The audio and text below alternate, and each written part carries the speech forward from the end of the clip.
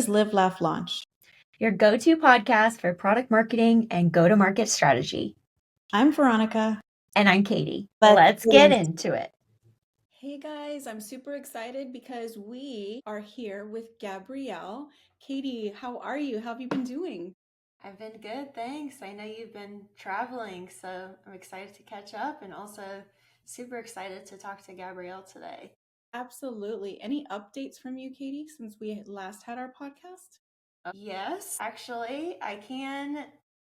I was trying to think, can I announce this yet? But I can because of when this comes out. As of August 1st, I'm still going to be with my company part-time, but I am also starting a full-time product marketing consulting agency.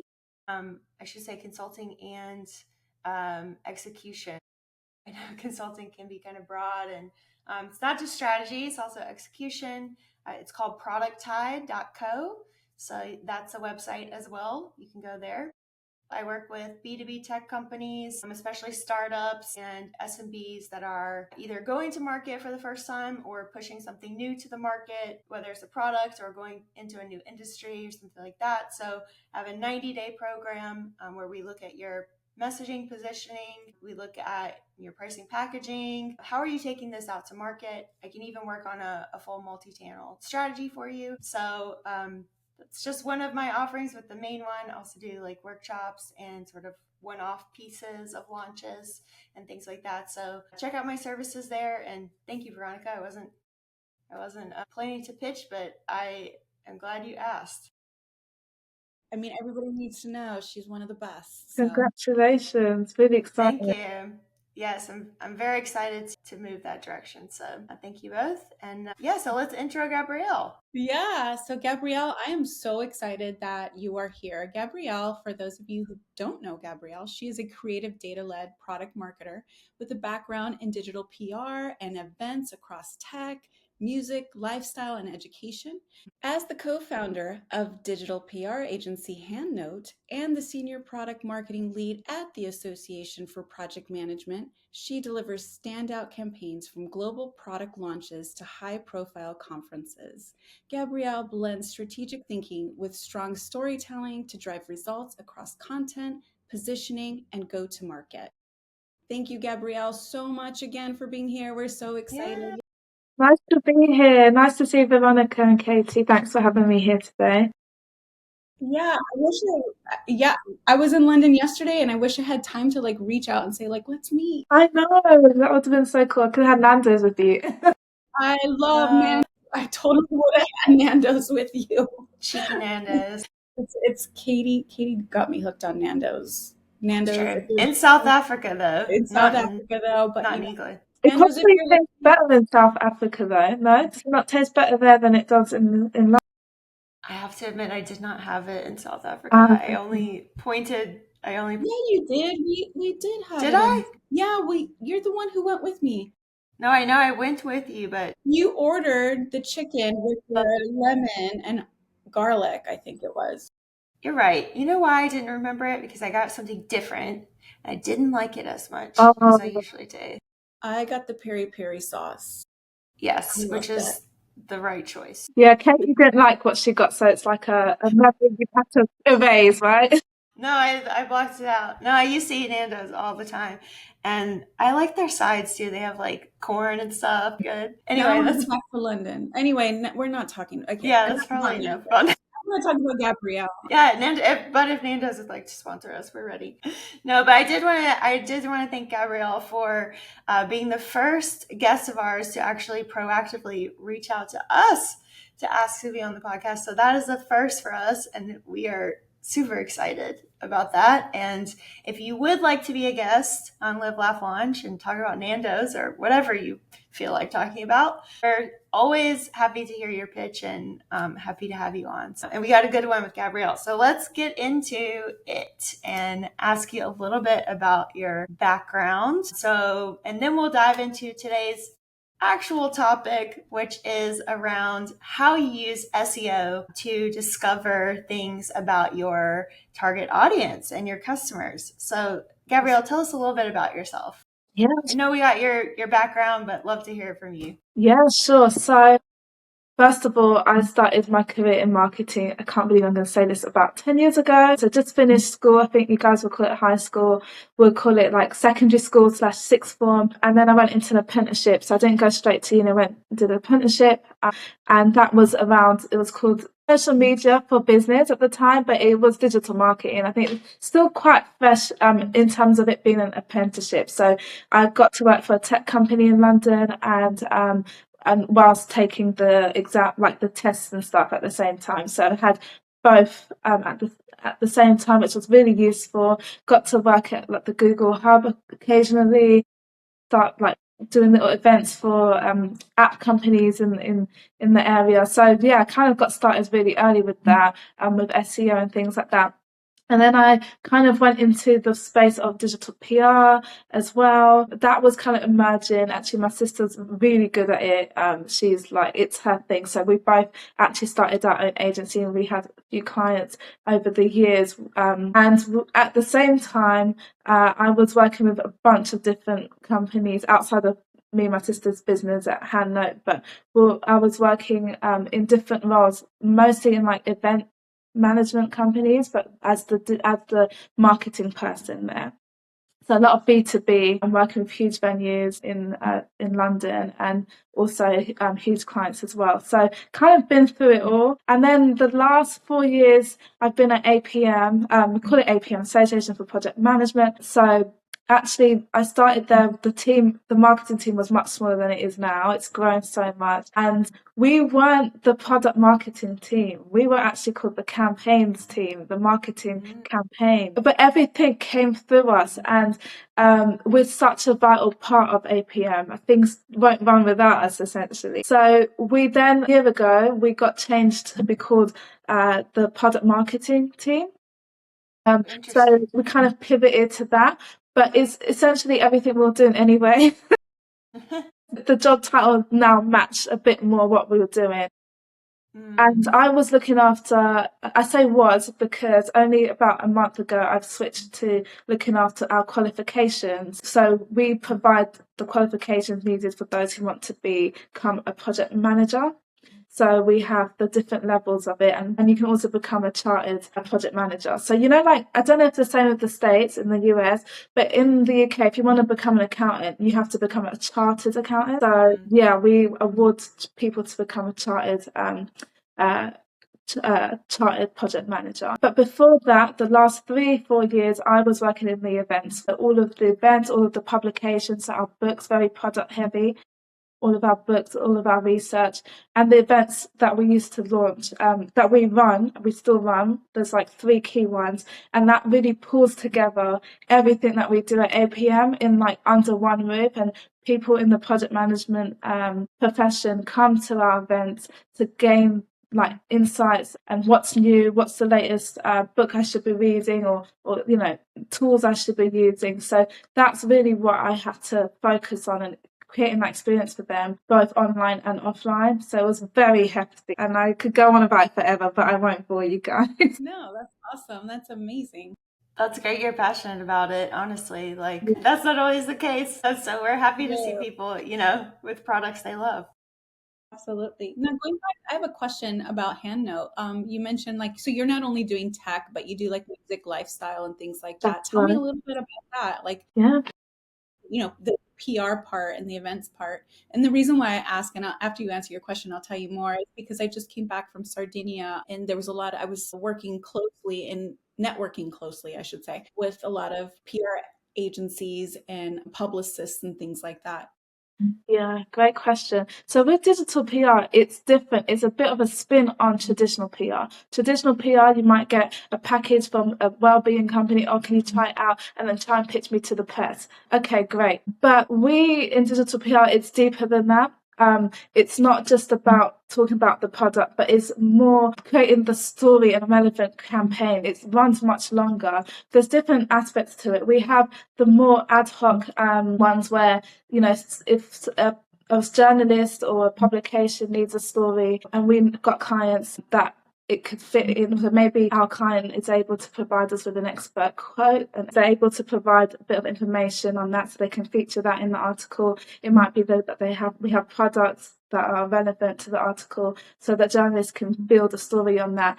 So that's quite ad hoc, so that comes in. And then we also have the campaigns where we think, okay, right, what are people, and these are the SEO side of things come into digital PR. It makes it different from normal PR. What are people searching online? What are people putting in these Reddit forums? We can scrape that data. We have like data analysts that we work with who can scrape that data and turn it into, and then we can group the data, and we know, okay, in North London, there's this many people.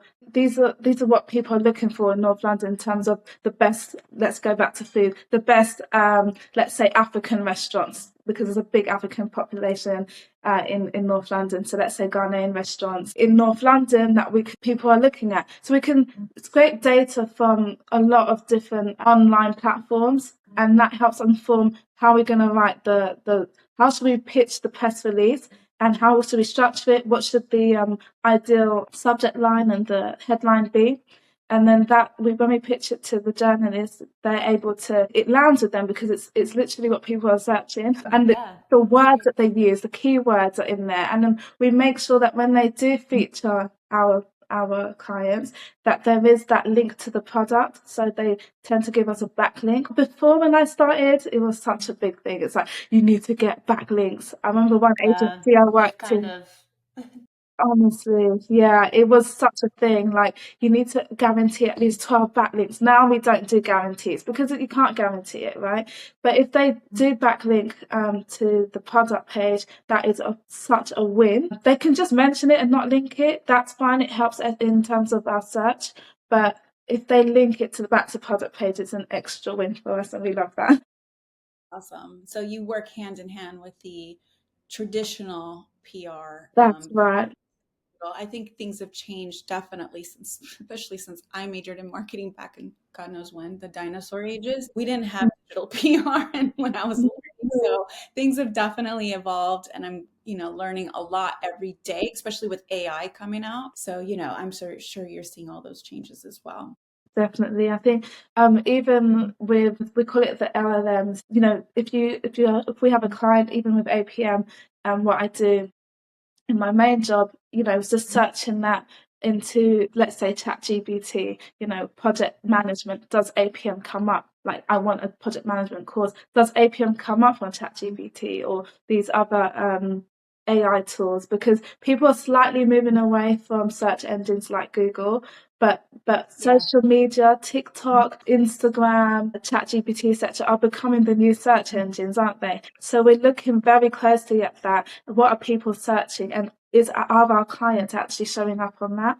Because that's the big win for us, really. Because if they're showing up, that means people can find them. And being seen and found on search is so important. So when you're targeting those LLMs, those AI tools, are you primarily just looking at the prompts and trying to figure out, like, if clients are coming up, like you mentioned, and looking at like what questions are being asked? Are you taking any other steps to like optimize the content for that? Yeah. I know, for example, like I'm currently moving a whole bunch of stuff to Notion that's in PDFs for my company because they can't be crawled by, I believe it's Claude that looks at Notion the most. I could be wrong on that. There's one of the LLMs that looks at Notion a lot. And so I'm making things like public as part of that. What else are you doing? Yeah, so all the things you've mentioned there, and also looking at our competitors. Competitors is very important. I mean, we do that in product marketing anyways. That's why I love how I can link the two worlds together. But how, like, if our clients, or we're not showing up on LLMs and our clients are, then what are the keywords that they're being ranked for, that they're using? Again, what are those queries, and how can we use that in our content? So our content that we have across our website, the content we're posting on social media, because the LLMs, they pull from all of these sources. So we need to make sure we're showing up our clients or us are showing up consistently across all the platforms, so that when these LLMs are pulling at, we are competing with our competitors. But it really goes back to that research, and it's not going to happen overnight. For for example, I teach tree lessons. I run Study Tree, which is the Ghanaian language. We rank for tree lessons, right? You type in tree lessons, the Study Tree website will rank, but and it was coming up at the AI overview, and then after a few weeks, I checked it again, and then it came up, but it was like at the bottom. It mentioned other people. And I was like, well, how is it doing that? But that's the thing, it's the age that we're in. LLMs are just continuously learning and changing. So Right.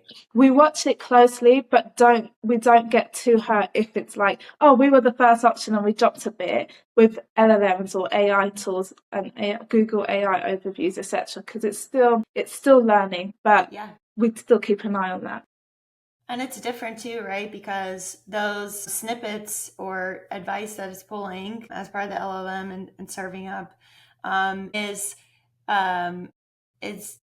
you know, there used to be Google AI summaries, and now they've kind of evolved. Yeah, But the links are not necessarily in the content yeah, itself. Like sometimes they're out to the side, but you don't get like a list of like old school Google, yeah. you know, just the links with the metadata anymore.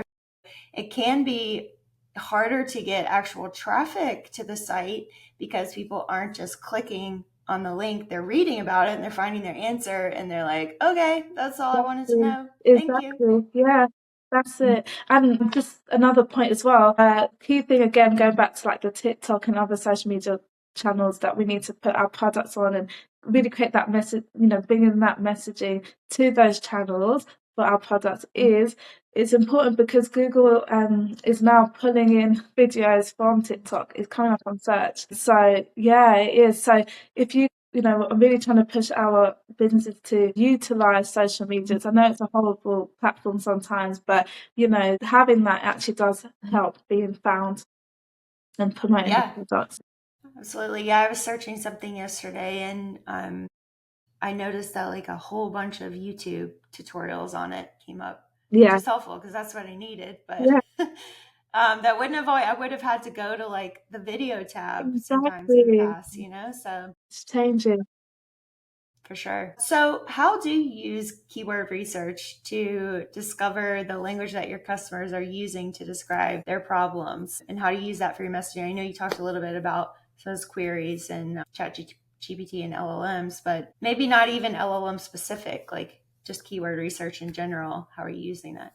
Yeah, so keyword research is super important. It's a core part of how I shape messaging, especially for our education products like our books and also for qualifications. So clarity is so important. It's so relevant.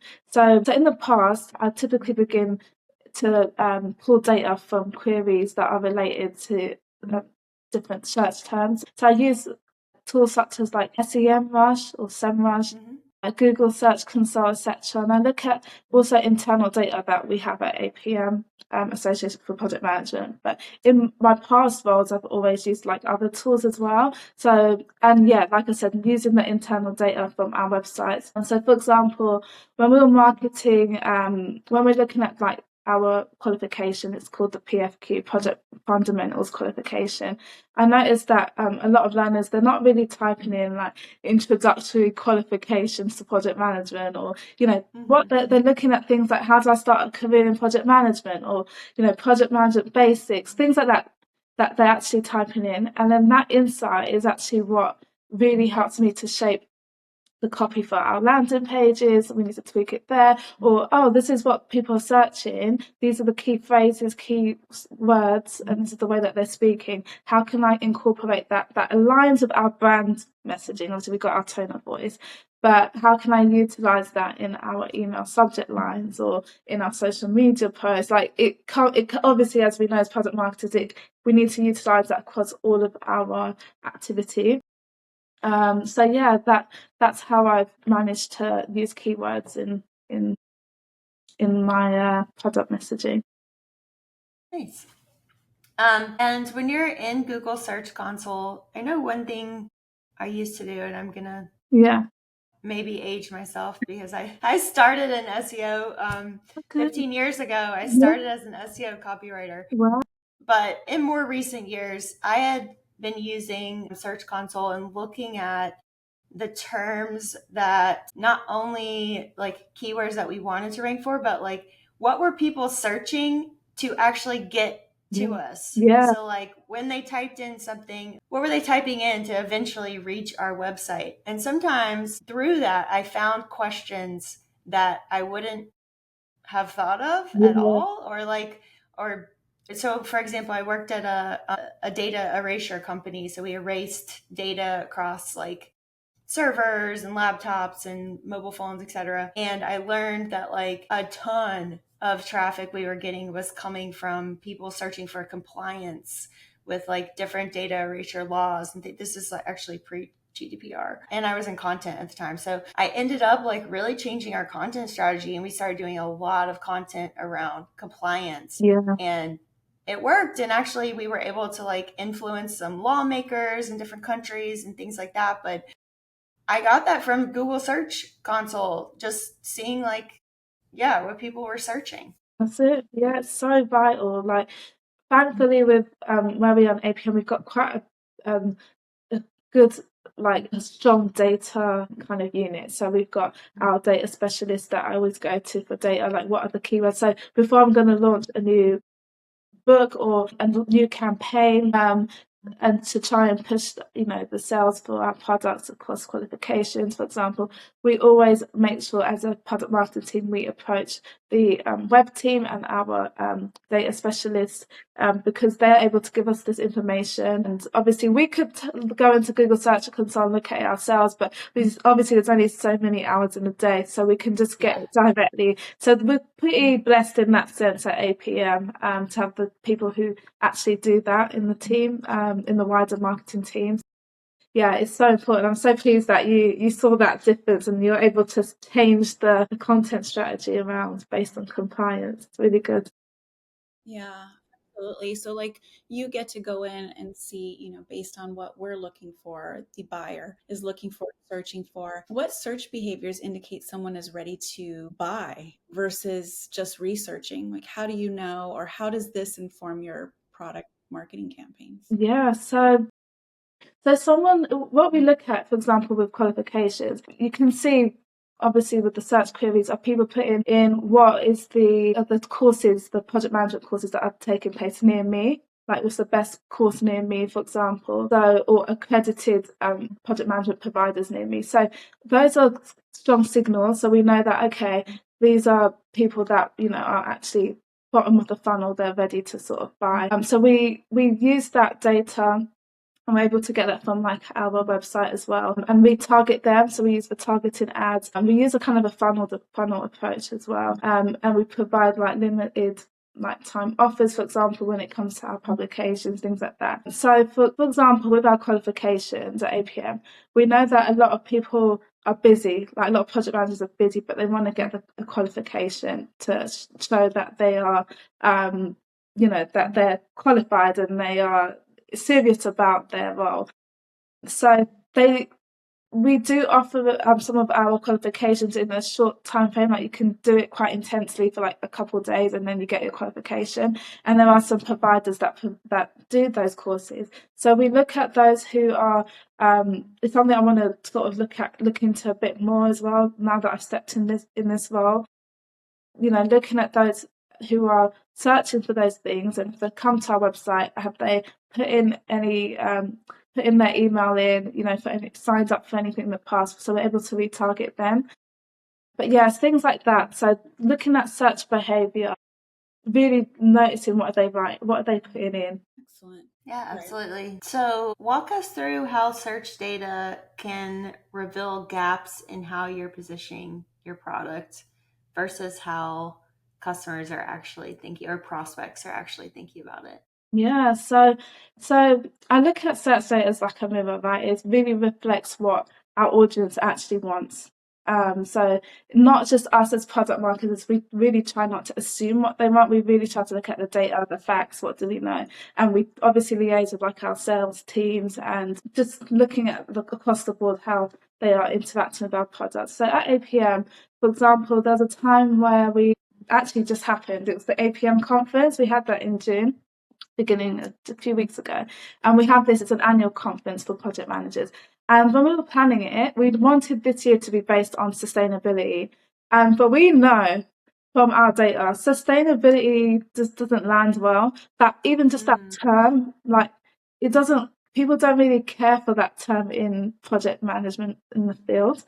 hmm. I mean, they want to be sustainable and they do build sustainable projects, but it's just that term doesn't sit well for some reason. When we've done social media posts, we've done campaigns, Yeah. we've done so much using It sounds like sustainability. the environment and Yeah, it just kind of doesn't, it falls flat, it doesn't quite land. So we made sure that we made sure that the topic, the theme was projects for a better future, right? That sounds more like, hmm. okay, better future. Yeah, I'm in on that. That's what we want to do. So this helped us shift the messaging to meet people where they are, right? And that drove up the registrations this year has been quite good. Obviously, I moved out of the role when the conference happened, so I don't have all the feedback, but I know that it's really important that we position the language rooted on like what they actually care about. Even though we know it's a big topic, but sometimes they get thrown off by certain terms, so we have to Hmm. meet them where they are. So that's kind of how we realised the search data. I mean, the events team did a lot of work trying to come up with the title and building the program, just making sure that we are delivering the right event. And at APM, we see event as kind of see it as a product. It's not quite there, but we kind of see it as a product because it's something people have to buy, but it's also an experience that we're selling. Gotcha. Yeah, it's interesting to think about SEO informing messaging in this way for product marketers because I definitely from my perspective I was talking about content marketing. Yes, absolutely. I've worked with very closely with SEO folks or done the research myself, but I think from a messaging positioning perspective, usually product marketers, well, there's two paths they take.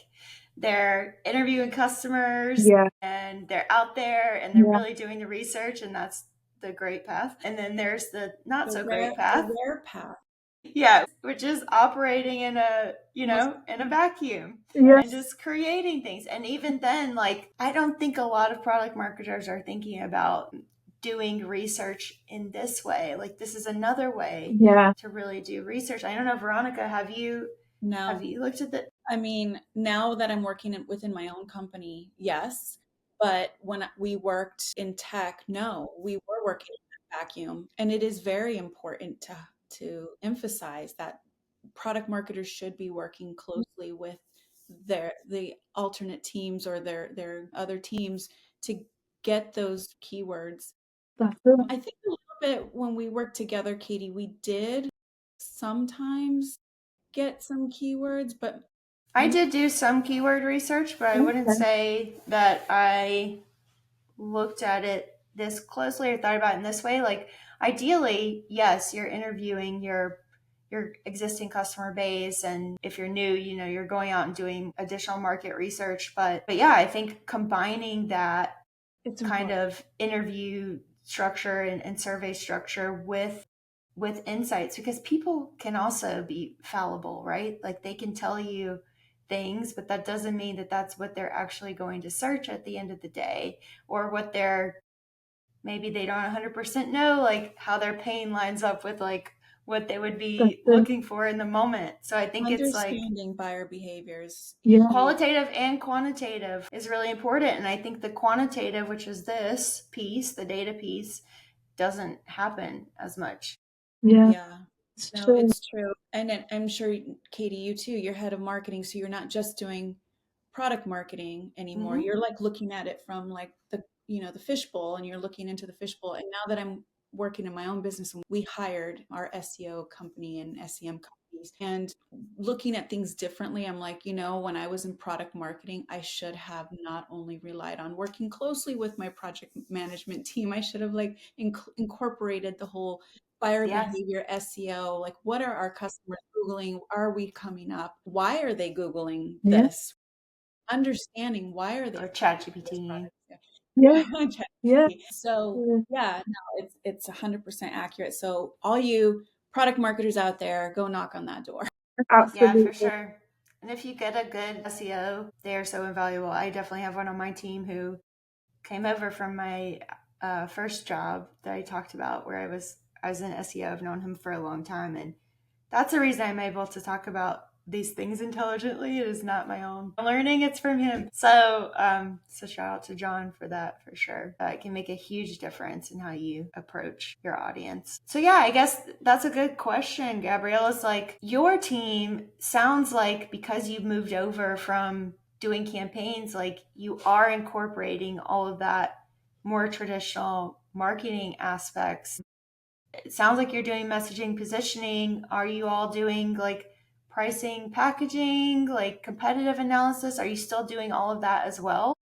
That's such a good question. We aren't doing the pricing, so that comes Mm. from different teams within the business. We're actually quite a big company, so thankfully we don't need to like rattle our brains around the pricing. But if we do see anything, we do send out the social media posts, whatever. But if we do get anything like that, anybody saying, "Oh, it's too expensive," which rarely happens, but if we do, like it does, we see it, we can see it, and we can flag it up to the higher ups. So you mentioned, with the pricing, thankfully, we don't really have to, we can have a say in it, which is good with APM. Actually, when there's a kickoff, we call it a kickoff meeting. We know if there's a new product that we're going to launch, or we're going to, reshape a product, we are always in on the first meetings. And I've heard a lot of other product marketers say that they don't really get that luxury. Like they can't get told to come in way too late, and then they don't really get a say. But thankfully with APM, we're in it from the beginning, which That's I'm great. so grateful for. So we do get to have a say in different things. I just find it fascinating to hear about like how different companies have structured it. Yeah. Again, APM, we have, can mention two people that look after the competitor analysis. So they send out surveys. We work with YouGov. I don't know if you know YouGov.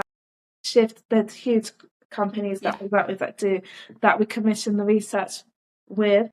We have the insights and competitor analysis sort of team that go through that, and they relay the questions with us in marketing just to make sure it's covering some things that would be useful for us to know, and they take it, and then we obviously help even to launch that research because it goes out to different audience segments. But the insights we get from that is so valuable for us, but it's not something that we have to sit there and do, but it definitely comes through us, and we get an input and a say in that competitor analysis. But yeah, we're blessed enough to be a big enough company where we've got the right people that can focus and zone into those kind of areas.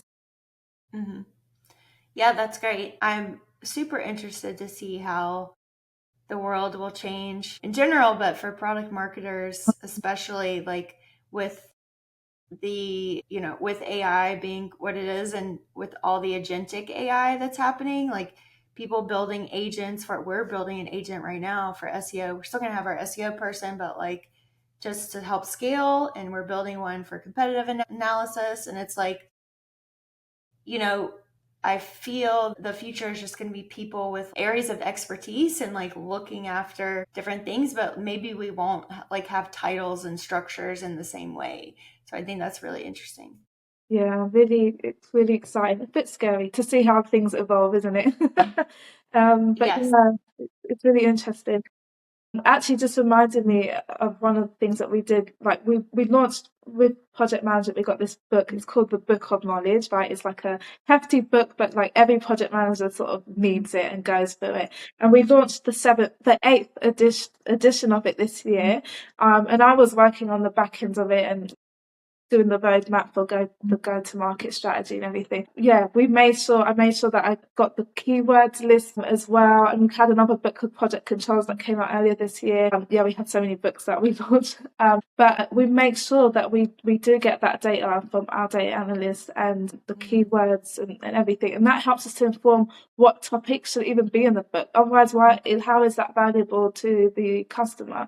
So we were able to, based on the high search volumes for different topics around AI in project management, leadership of teams is still a hot topic in project management, and project controls for success in different projects. So those key areas are ones that we're able to put into the new books this year because we knew that that's what people were searching for, and that's actually people Right. landed on our website for.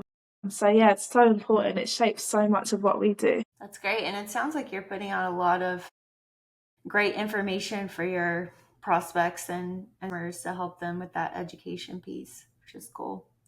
Has SEO research actually impacted your product roadmap in some way? Yes, it has. So, for example, when we're preparing for a launch, we want to look at what the issues are, what are the problems that, obviously, the pain points from our audience and from our target audience, our customers, and then we can align that with the features and the benefits that they actually need, right? So when we're creating that roadmap, we have to focus on, okay, what are the priorities that we need, that we're trying to get across, and that influences the kind of direction that we're trying to take. So when it comes from everything, we look at the search behavior, and that influences our content creation. What assets are we creating? How is that going to resonate with the audience? Pre-launch, so is there any activity we should be doing before we actually launch the product? A lot of the times we do a pilot as well, like a year or two in advance, just to get that data.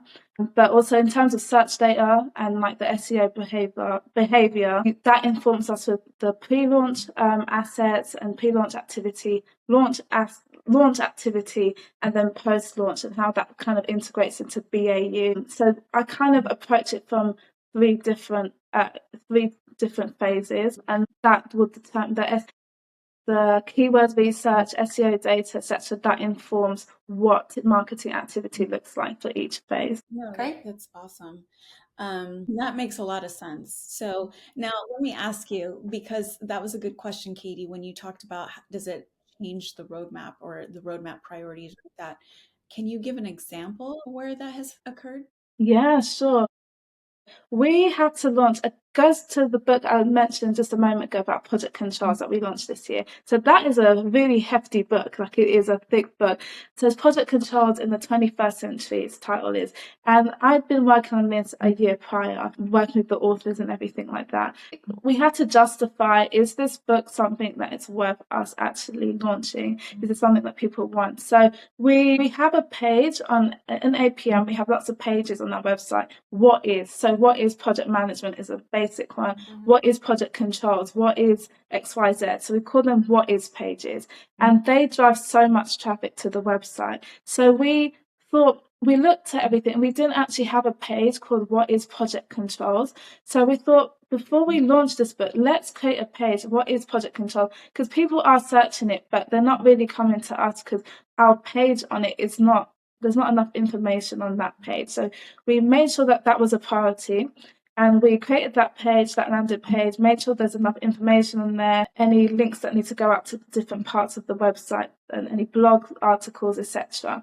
And then that helped us to improve our keywords ranking and making sure that we're using the keywords, and it helped improve our search ranking, for project controls. And obviously that helped us to know what the topics that the authors are thinking of using in the book, and then creating blog posts about it, email campaigns, social media campaigns. The PR team are also doing their thing, making sure there's comms around those areas. And that's how we really shaped the roadmap for the launch of the project controls book, because it was something that was in the pipeline for a long time, but we had to justify it from a product marketing point of view. Do we have enough data around it that this is actually something people care about, and will it be something people want to buy? And with an offline approach, again, back to talking to the sales team, our service innovation team, the data that we'll get in. And I actually went to the Product Controls Expo in London, in Wembley Stadium, and it was all about project controls. APM was exhibited there, and our CEO was speaking there. So he talked about the project controls book and that it's coming. So we got a good vibe for it. A lot of people were interested. We had so many people come to our APM stand at that conference, and I was there, and I was taking people's details with those who were interested, so they can get the pre-launch email so that they can pre-order, things like that. So it was really bringing offline and online together and maximizing that. And actually that helped us to inform if and when we should actually release that book and all the activity around it. That's great. Absolutely. Yeah, that's awesome. You just don't think about everything that's involved in launch. I And like I'm know. so glad to have you here because like as product marketers, not all of us have to think about, I mean, we have to think about everything, right? Yeah. But like you're just tying in the SEO to this and your experience in this is just like reopen the doors in my brain, like, I think also just thinking about it from like a B2C perspective, obviously you are going out to, actual individuals, not Mhm. companies. Well, probably both, but individuals as like end users of this certification. Yeah, I think that also changes things, but there's no reason why we can't take some of those same ideas with the online and offline like coming together and with the SEO research into B2B. In fact, we should be doing that. we should be doing that. So like exactly, like I'm thinking, gosh, I could have that's what I love about this podcast and our guests. Like I'm also learning from you guys because yeah, we've all done things, we've all executed the same, but at the same time we haven't. And everyone has their own experiences. And like we've said over and over, you meet one product marketing team at one company, you've met one product marketing team because we all do it so Yeah. different. And if a product marketer is listening right now and wants to start using SEO for audience research today, what would you say should be their first step? How should they incorporate that? So firstly, look at your top performing product. What are people saying about it, like online? What's the data around it? How are people searching for your product? How are they finding it? Are there places like Reddit that are people are asking, oh, what's the best so and so? Like, let's say we're talking about skincare because it's such a big thing. Let's say, what's the best skincare product for dry skin? Yeah, or whatever it is. And there's Reddit threads and forums about it. What I'll start scraping that data and seeing what people are talking about. What's the language they're using? Okay, maybe that could be used in the next social media post or the next, start with your top performing product. That will help inform your next products to come or the ones that aren't doing so well. Or look at the products that you have that aren't doing so well, that your competitors do better and they're getting all the the customers. What are people saying about their products and why are they being found online versus your product? And then literally look into that. Like you need to study your competitors and study your product and how they're being found, and then implement that into your strategy and your plan for improving the perception and the positioning of your product. So yeah, I think a good thing is to just get a keyword research tool. That's the first thing. Whether it's Search Console's a good start. You don't have to be an SEO person to understand. It's very easy to use. Yeah, look for what the questions people are asking for, and then map those questions in your current messaging. See if there's a disconnect. If there is, look at how you can optimize that opportunity, and just really try and lead that into your strategy. Well, thank you so much, Gabrielle, for joining today. I learned a lot and also just like sparked a lot of ideas that I hadn't connected. So hopefully our audience will have that experience as well. And thank you, Bev. It's been great to be here. Thank you. Thank you so And much. if you do me a favor, go and join Nando's for me. Oh, message on LinkedIn, like if I pass by. That'll be every day because they're everywhere. Yeah. Veronica's going to be blown up her I feed. know. Oh my gosh. All right. Well, thank you so much. It Thank was great you. meeting Have a you. great day. Bye. Cheers. Bye-bye.